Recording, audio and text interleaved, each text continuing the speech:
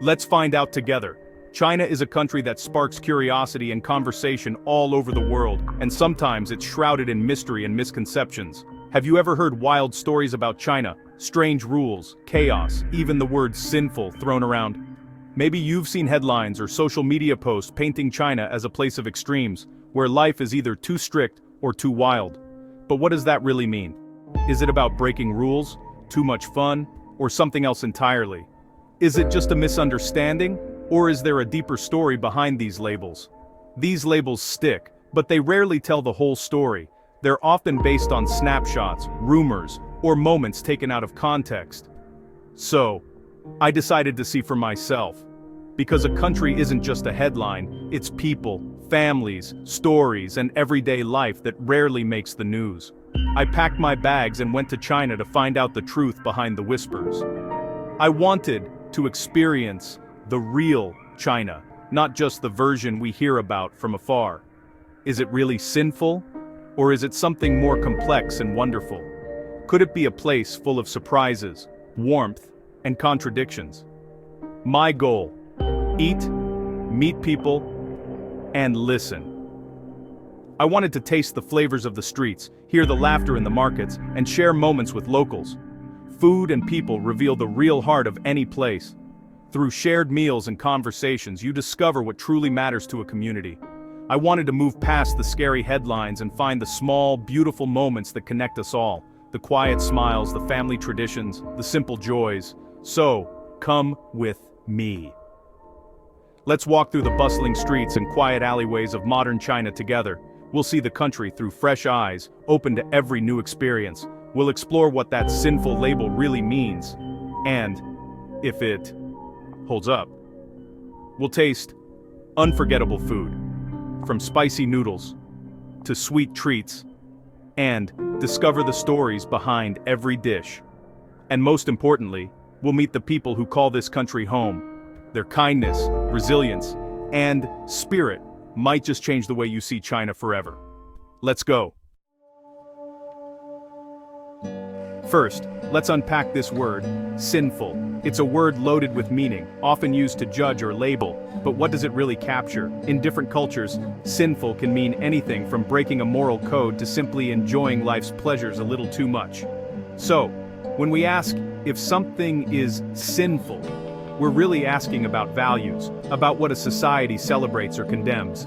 Some say it's about indulgence, shopping malls that feel like entire cities, wild nightlife that pulses with energy, and a hunger for luxury goods and experiences. In these places, the pursuit of pleasure and status is on full display, and it's easy to see why some might call it sinful. Others point to strict rules, like the Great Firewall that limits what you can see online, or the social credit systems that track behavior. These controls can feel suffocating, as if every move is watched and measured. It's a paradox: wild excess and strict order, all in one place. The same city that never sleeps can also fall silent under curfews and regulations. But reality is more nuanced. Yes, there's ambition and energy, a drive to succeed, but it's not just about chasing money or status. People work hard, study late, and dream big, but their motivations are often deeper. It's about pride in one's family, a sense of belonging in the community, and hope for a better future. These values shape daily life just as much as any rule or temptation. Daily life is familiar: getting kids to school, sharing meals, finding joy in small moments. People laugh, worry, and care for each other just like anywhere else. The big political ideas, the slogans and campaigns, often feel distant from the routines of everyday life. Most people are focused on their families, their work, and their own happiness. So, is China sinful? That word distracts us from looking closer, from seeing the real stories behind the headlines and stereotypes. What I saw was a country of contrasts: ancient temples standing quietly beside futuristic towers, moments of quiet reflection next to the chaos of bustling markets. The old and the new are always in conversation. It's this mix of old and new, ambition and tradition, that makes China so fascinating and complex. Every street tells a story of change and continuity. It's not about judging, it's about understanding. To really know a place, we have to look beyond labels and see the people, their hopes, and their everyday lives. let's talk about the best part. The food. In China, eating is a celebration. Soup dumplings in Shanghai, spicy hot pot in Chengdu, every region with its own specialty. Nightlife, electric, rooftop bars, cozy pubs, mahjong games and live music, vibrant, not chaotic. People connect, share stories, and enjoy the evening together. Technology shapes daily life. Almost nobody uses cash. Everything's paid by phone. It's efficient, but your digital life is deeply connected. I was surprised by how safe I felt, even late at night in huge cities. Parks fill with people each morning, tai chi, group dancing, friends chatting. There's a strong sense of community and public space. It's not about wild parties or breaking rules. It's about balance, connection, and simple joys. This is the real rhythm of daily life for millions, and it's a side of China you rarely hear about. The contrast between city and countryside in China is striking. Cities like Shanghai feel futuristic, skyscrapers, bullet trains, endless energy, but just a few hours away, you find rolling hills, rice paddies, and villages where life slows down.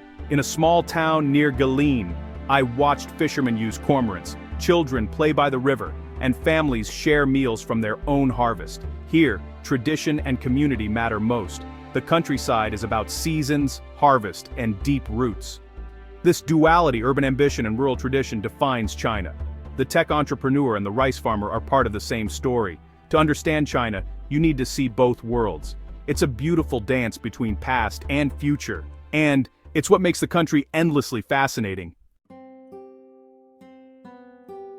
A country is its people, and in China, I met some of the most ambitious and kind individuals. In Xi'an, a young woman ran a noodle shop working long hours to support her family and send her brother to college. Ambition is everywhere. Students, artists, factory workers, all chasing dreams and building better lives. But there's also incredible kindness. Lost in a city, an elderly man guided me to my destination, expecting nothing in return. These small acts reveal the warmth and generosity of the people. The real stories aren't in headlines, they're in shared laughs, quiet pride, and unexpected kindness. Beneath the surface, people everywhere want the same things: a good meal, a happy family, and a little kindness. These moments show the true character of a place. They're what you remember long after the trip ends, and they're what make travel worthwhile.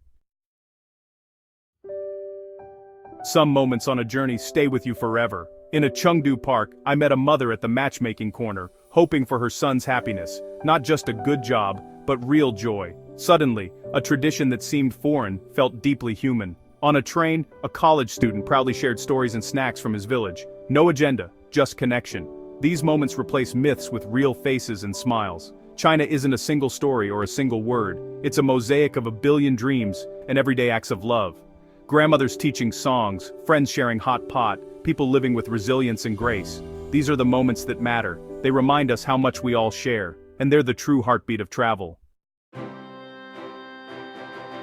So, is China the world's most sinful country? Of course not. That question was never meant to be taken literally, but rather to spark curiosity and encourage us to look beyond the headlines and stereotypes we so often hear. That was just a hook to start a conversation, to get us thinking about how we see other cultures and the stories we tell about them. No country can be summed up by a single word, a single story, or a single perspective. Every place is a tapestry of millions of lives, dreams, and experiences. China is vast, complex, and deeply human, full of innovation, tradition, ambition, and kindness. It's a land where ancient history meets cutting-edge technology, where every street corner has a story to tell. The real mistake is believing stereotypes and never seeing for yourself. When we rely on second-hand opinions, we miss out on the richness and beauty that can only be found through first-hand experience. In a divided world, we need more bridges, not walls. We need more open minds, more shared moments, and more willingness to connect with people who seem different from us. The best way to build a bridge: share a meal, listen to a story, learn a few words. These simple acts can break down barriers and create lasting friendships. You'll find we all want the same things: connection, understanding, and a sense of belonging, no matter where we come from. Safety, family, laughter, good food. These are the universal joys that unite us all, across every border and culture. Every journey adds a new page to your story and opens your heart to new possibilities. Travel isn't just about seeing new places, it's about growing as a person and discovering what connects us all. Don't fear what you don't understand. Be curious, ask questions, go see for yourself. The world is full of surprises waiting for those who are willing to explore with an open mind. The world is less scary and more delicious than you think. Every meal, every conversation, every smile is an invitation to connect. Thanks for joining me on this adventure. I hope it's inspired you to look at the world with fresh eyes and a bigger heart. If you enjoyed it, subscribe for more. There are so many more stories to share, and I'd love for you to be part of the journey. The greatest joy is sharing the world with friends. See you out there, ready to explore, connect, and celebrate our big, beautiful world together.